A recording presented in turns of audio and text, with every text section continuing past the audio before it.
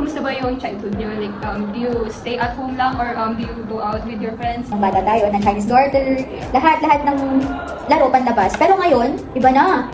Roblox na, Roblox na. Ano ang pronunciation doon? Ako, I regret not having tutors. So, yung tinutukoy dito kasi sa word na knowledgeable other, yung sa word na other, ito yung guidance or ito yung teachers. Kumbaga tayo as a future educator, nag-guide tayo ng mga bata. Ginagayad namin yung bata doon, and then gradually, matutunan niya na, effectively, like, magiging confident na siya. If we give too much support to others, like, kids or children, parang magiging too much independence, diba? Dapat, like, sakto lang. Bida Barkada Podcast, kung saan ikaw ang bida.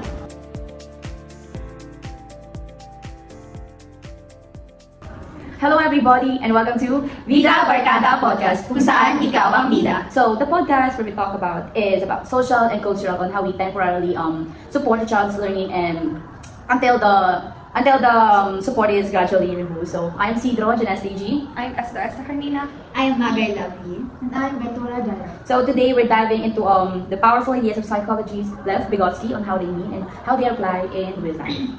So yeah, before we start our topic, I just want to ask, kumusta ba yung childhood niyo? Like, do you stay at home lang or do you go out with your friends para maglaro ng mga tumbang or like Chinese Garter, bangsa, ganun?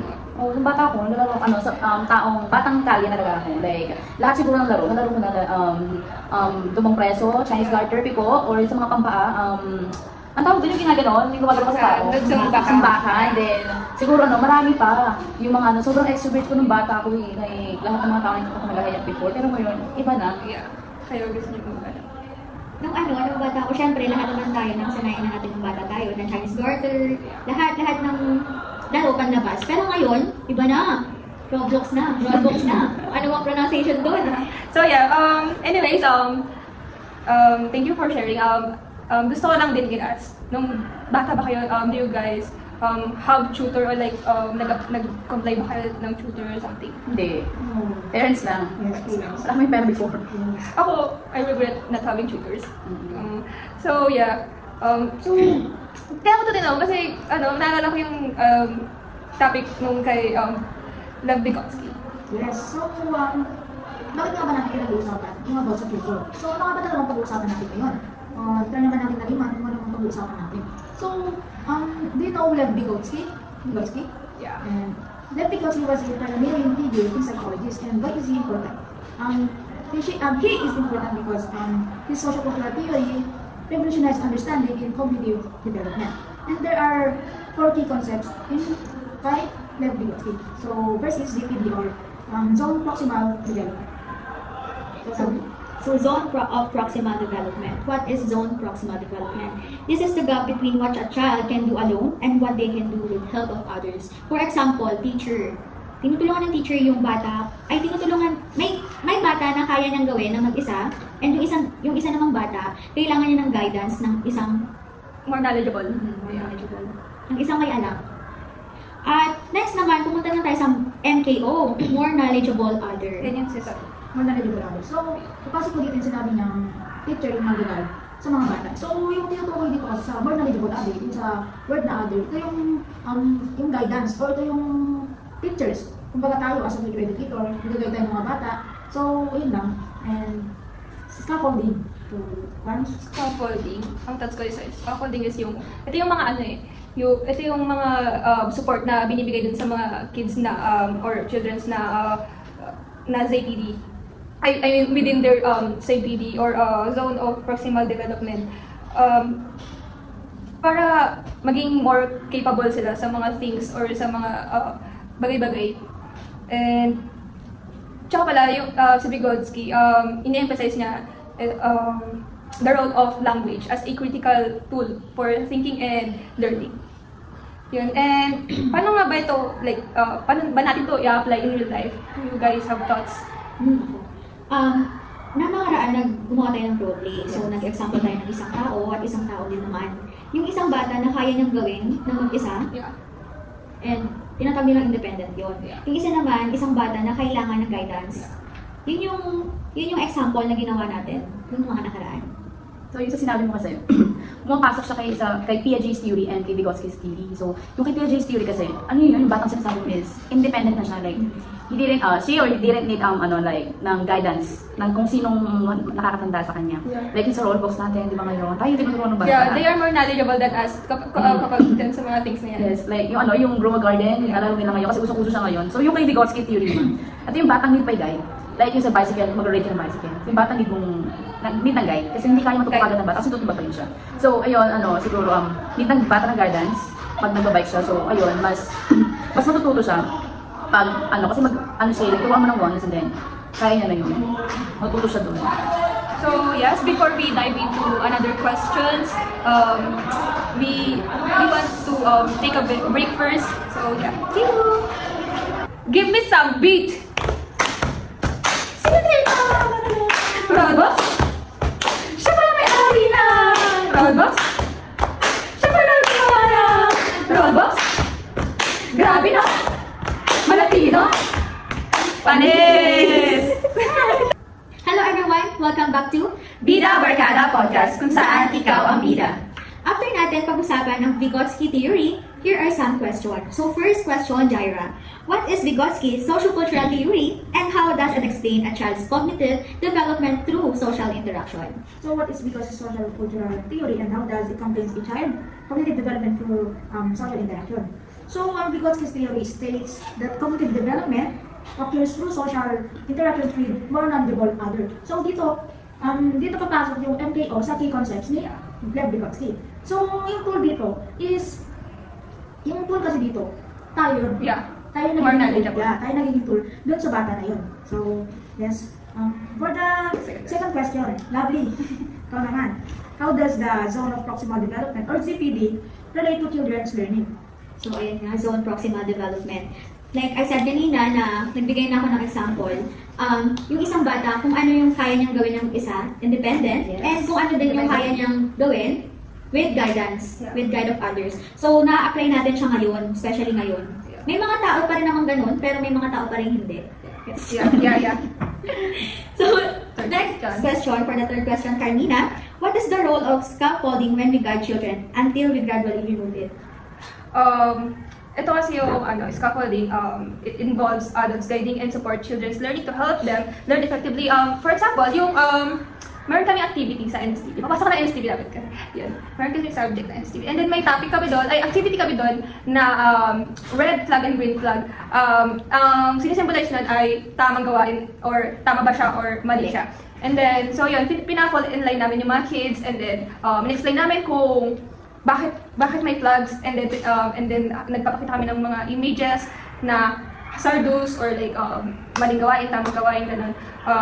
Ayun, and then, after namin in-explain, nag-practice kami na kung saan sila pupunta, gano'n, and then we tried it again, and then, ayun, hanggang sa maging independent na yung mga kids, or like, kaya na nila yung mag-isa, gano'n, and then, kasi, without the scaffolding, parang mababa, something, yung magiging, cognitive growth and social development ng mga kids without scaffolding.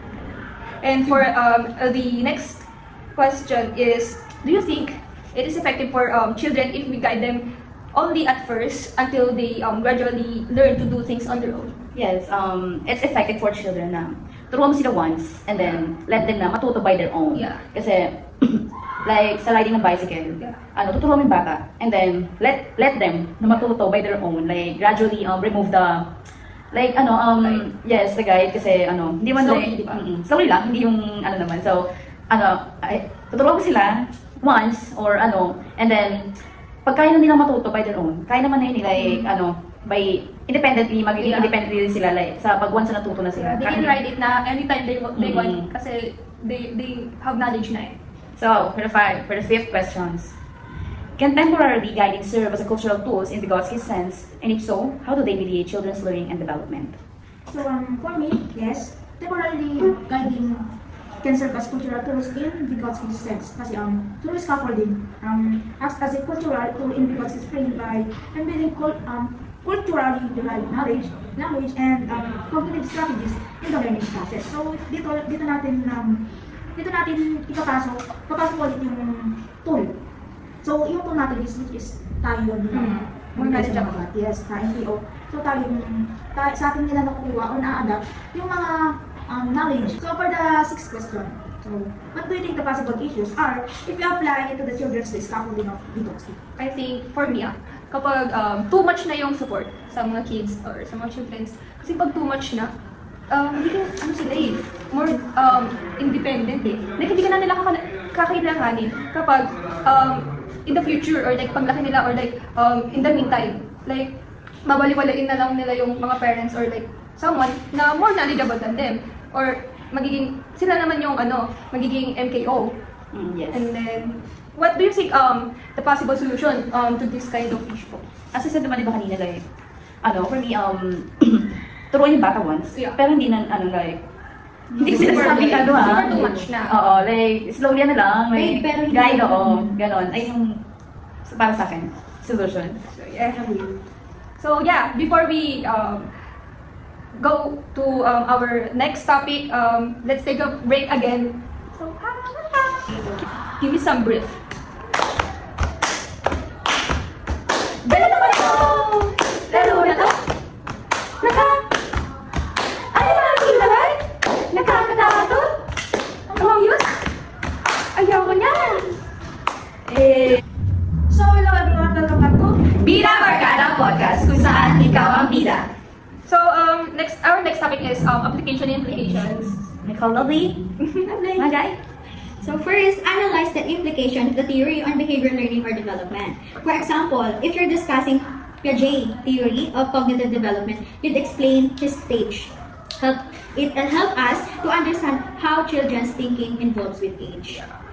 So, So, Miss Carmina, can you give us any tips for teachers? I think my tip for the teachers, collaborative approach. Yun, to know the gap between the knowledge from the person and dun sa independent and sa dependent. Yun. So, yeah. I have tips also na use scaffolding wisely. So, provide help that matches the child's current level, then gradually reduce it as they improve. Like help them and gradually remove as they improve. Yeah. Like yung sinasabi natin pa kanina. Help them once and then gradually reduce as they improve pa. So, Jaira, do you have any tips? Hindi na natin papasok yung more knowledgeable ang yun sa NPO. So, as a future educator, I have to po. Siyempre, yes, siyempre tayo, hindi tayo in the future. Sa atin lang, if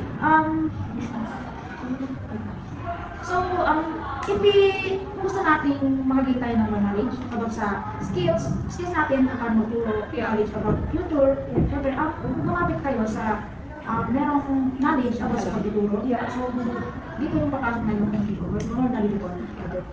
So, ayun no, maraming salamat sa pagbibigay niyo ng tips para sa teacher. Ngayon naman, bigyan niyo naman ng message yung future educator at yung mga manonood. Kayo ba, meron ba kayong gustong ibahagi na message para sa kanila? Yeah, ako, sa mga future educators, keep on fighting and, okay, susuko guys, and then, ayun, thank you so much for watching our podcast, listening to it. I hope you guys enjoy, and I hope to see you again in our next episode. So, yes, thank you so much. Thank you. So, again, we are Bida Barkada Podcast, kung saan ikaw ang bida.